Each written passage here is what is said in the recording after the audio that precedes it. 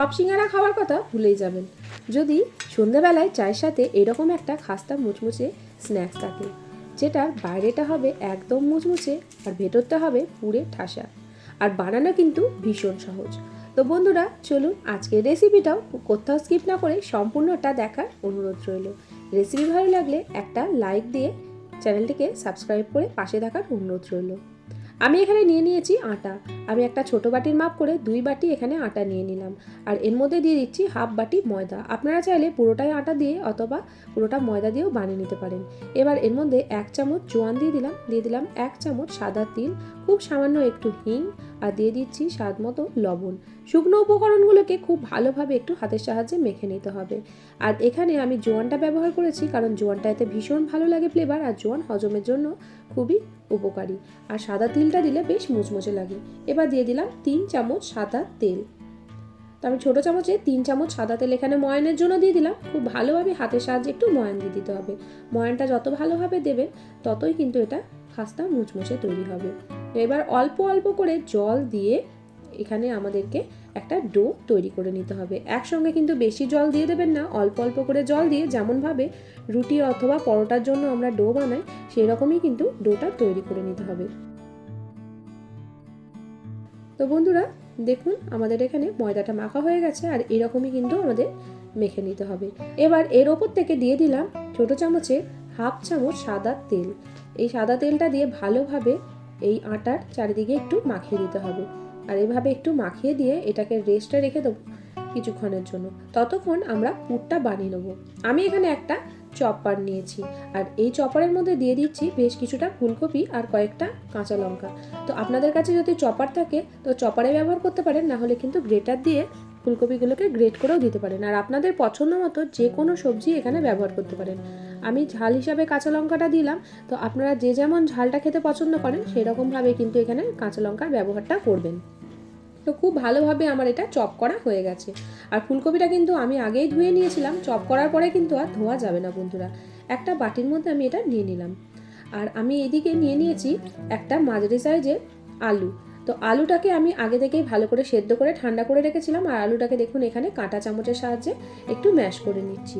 আর এখানে একটা ছোট্ট সাইজের গাজর নিয়েছিলাম, গাজরটাকেও আমি কাঁটা চামচের সাহায্যে ম্যাশ করে নিচ্ছি। আপনারা চাইলে এখানে গ্রেটার দিয়ে গ্রেটও করে নিতে পারেন। দিয়ে দিলাম বেশ কিছুটা সেদ্ধ করা মটরশুঁটি।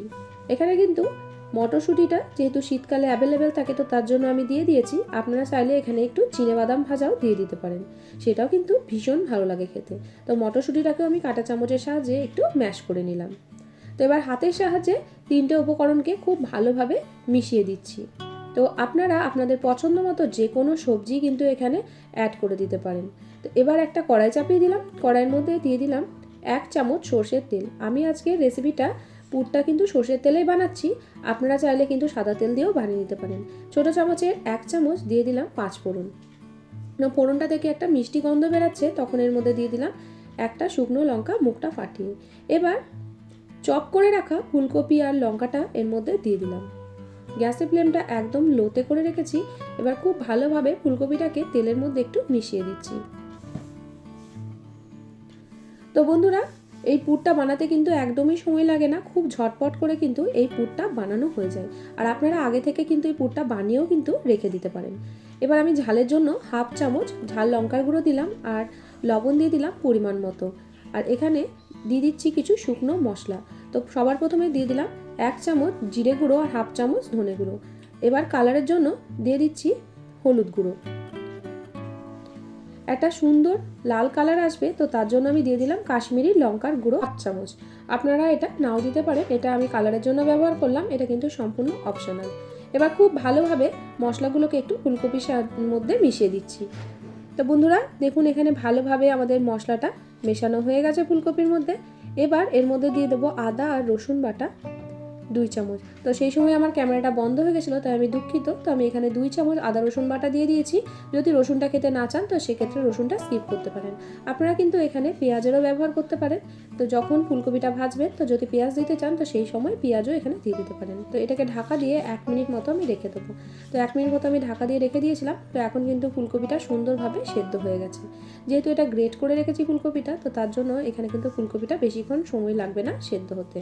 তো তো এবার আমি এর মধ্যে দিয়ে দিচ্ছি সেদ্ধ করে মেখে রাখা আলু, গাজর আর মটরশুঁটি।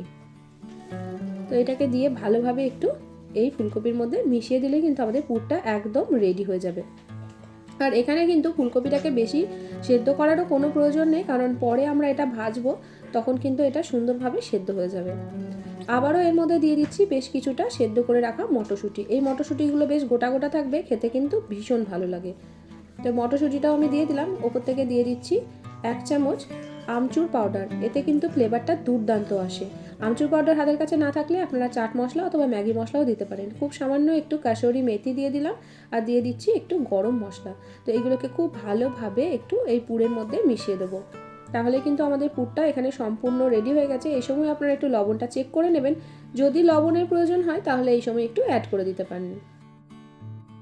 বন্ধুরা, আমাদের পুরটা সম্পূর্ণ রেডি হয়ে গেছে। এবার এই পুরটাকে একটা প্লেটের মধ্যে রেখে একদম ঠান্ডা করে নিয়ে তারপর ফিরে আসছি। তো বন্ধুরা দেখুন, এখানে আমাদের পুরটা কিন্তু একদম রেডি। পুরটা কিন্তু এখন একদম ঠান্ডা হয়ে গেছে। আর এদিকে আটাটাও রেস্টে রাখা অনেকক্ষণ হয়ে গেছে। আটাটাকেও একটু ভালো করে হাতের সাহায্যে একটু চেপে চেপে মেখে নিচ্ছি। এবার এর মধ্যে থেকে আমরা যেমনভাবে রুটির লেচি কাটি, তো তার থেকে একটু ছোট ছোট করে এখানে লেচিগুলো আমরা কেটে নেব। আজকের রেসিপিটা কে কোথা থেকে দেখছেন অবশ্যই আমাকে কমেন্ট করে জানাবেন। আপনাদের সুন্দর সুন্দর কমেন্টেই কিন্তু আমি রান্নার উৎসাহ পাই বন্ধুরা। এখানে সব লেচিগুলো আমার কাটা হয়ে গেছে। এবার আমরা এই স্ন্যাক্সটা তৈরি করে নেব।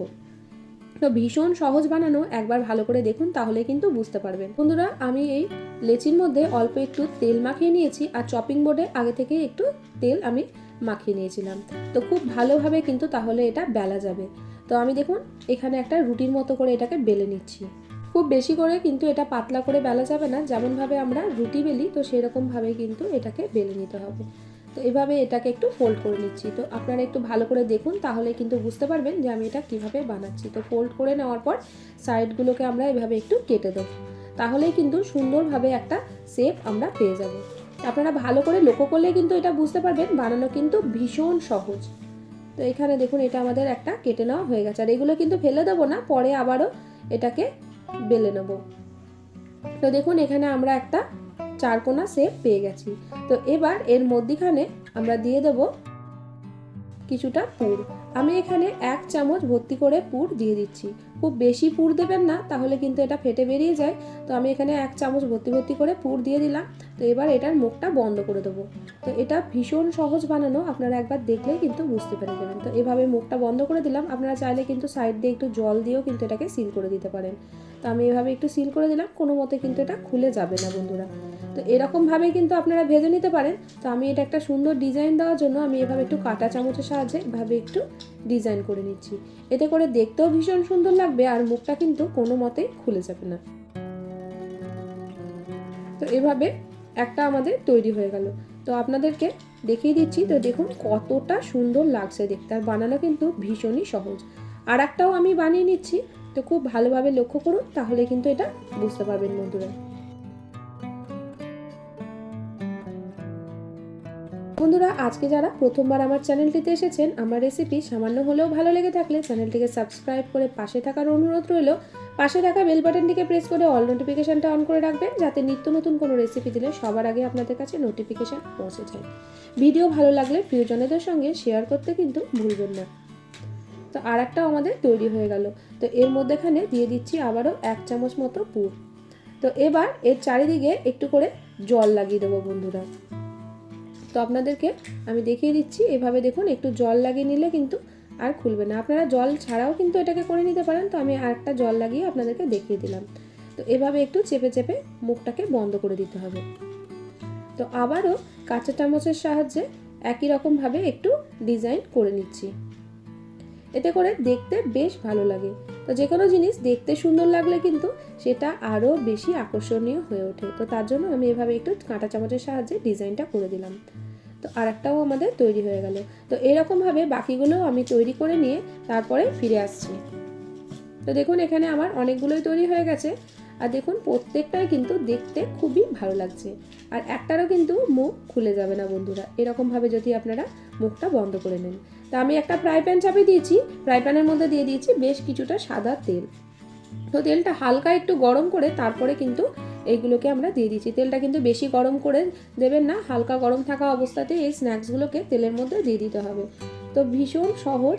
তো একবার দেখুন, এভাবে আমি দিয়ে দিলাম। তো দিয়ে দেওয়ার পরে এই ফ্রাই প্যানের হাতলটা ধরে এভাবে একটু ঝাঁকি দিতে হবে, যাতে ওপর সারফেসেও সুন্দরভাবে তেলটা পৌঁছাতে পারে। তো এভাবে বেশ কিছুক্ষণ রেখে তারপরে আমাদেরকে এটা ভেজে নিতে হবে বন্ধুরা। এটা ভাজতে কিন্তু আমাদের 7 থেকে 8 মিনিট মতো সময় লাগবে। তো একটু ধৈর্য ধরে এটাকে এপিট ওপিট উল্টে ভেজে নিতে হবে। তো এবার এই পিঠটাকে আমরা উল্টে দিচ্ছি। তার গ্যাসের ফ্লেমটা একদম লো টু মিডিয়ামে রেখে কিন্তু ভেজে নেবেন, হাই করে ভাজবেন না, তাহলে ভেতরটা কাঁচা থেকে যাবে আর ওপরটা ভাজা হয়ে যাবে, তখন কিন্তু খেতে একদম ভাল লাগবে না। তো খুব সাবধানে এগুলোকে একটু উল্টে পাল্টে লালচে করে ভেজে নিতে হবে। তো বন্ধুরা দেখুন, এটাকে খুব সাবধানে আমি উল্টে নিচ্ছি। তো এইভাবে একটু সাবধানে এটাকে উল্টে পাল্টে নিতে হবে। আর একসঙ্গে অনেকগুলো বেশি করে দিয়ে দেবেন না, এরকমভাবে 4টে বা 4-5টা করে দেবেন, তাহলে কিন্তু সুন্দরভাবে এটা ভাজা হয়ে যাবে। তো একটা দিক দেখুন আমার বেশ সুন্দরভাবে হয়ে গেছে, আবারও এটাকে উল্টে দিচ্ছি। তো আমি একটু সাইড করে এর মধ্যে আর একটা স্ন্যাক্স দিয়ে দিলাম। তো এটারও ওপর সারফেসটায় একটু তেল দিয়ে দিলাম। তো দেখুন বন্ধুরা, কত সুন্দরভাবে একটা দিক লালচে কালার হয়ে গেছে।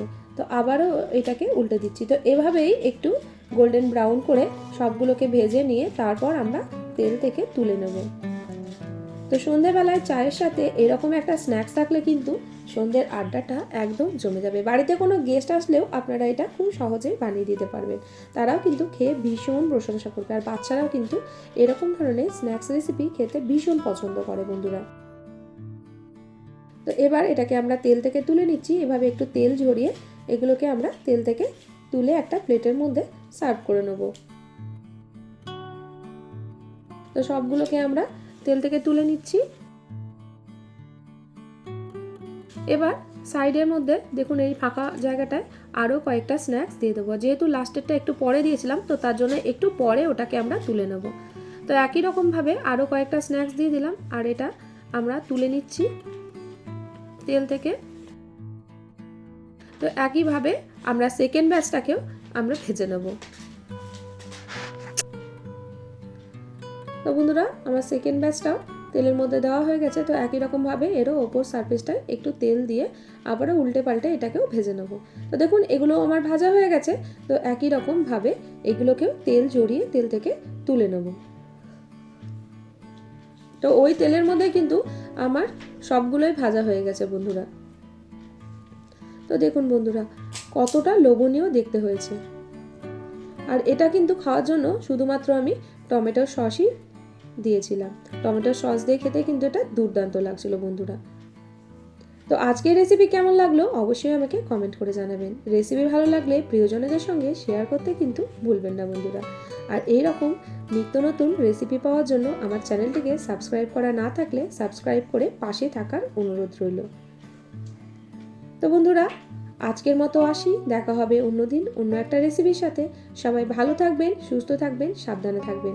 আমার রেসিপিটি এতক্ষণ পর্যন্ত ধৈর্য সহকারে দেখার জন্য সকলকে অসংখ্য ধন্যবাদ।